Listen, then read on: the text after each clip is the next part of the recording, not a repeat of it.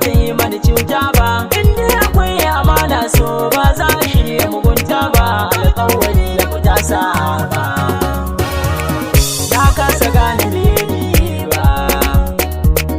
Auren ki shi ne na buri, ban yi rufi na mugunta ba. Na ɗauki yalla na baki, ban taɓa yi maki zargi ba. Komai kike so zan yi maki, ban taɓa nuna gazawa ba. Me yasa kika cuce ni?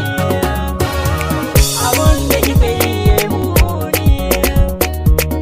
Na ɗauki alƙawarin kauna, ban yi rufi na ajewa ba. Duk wuya duk rinsi ko ban yi zuri na saraukai ba. Ke ma kan na san yare gona ba za ki butulce ba. Halin ki kuma kin canza, shi so ba ai mai nisa. Sai in kira ta so goma rana ba za ta daga min ba. In ba ni na kira ta ba ma ita ai ba ta yi kira na ba. Amma ba na jin haushin haka yan uwa na kudu ba. Dan san ta zauni ya kai ni, na zarce awon mizani.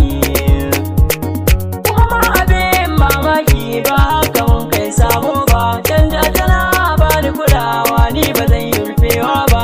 Amma a yau ta soya min, na san da ba sabon bamba. Na tambayi da ta share, ta kasa gaya min aibuna. Ni ga Aisha na kauna ta, ni gunta ban yi kulawa ba. Burin ta kullum ta kulliya, ta zo guri na in duba. Kudin ta yin ta tara, bai wuce ta kawo min ba. Burin ta wai na wuce sa'a, sai ta bani na ce a'a. Ta kasa gane ni ba ita nake gani a idona ba. Hakuri kullum ta bani ko ba ta yi mani laifi ba. In ta zo a guri na ta zauna fiska ba zan yi sakewa ba. Rago kani na gane su, tausayin ta ne ke dukan su.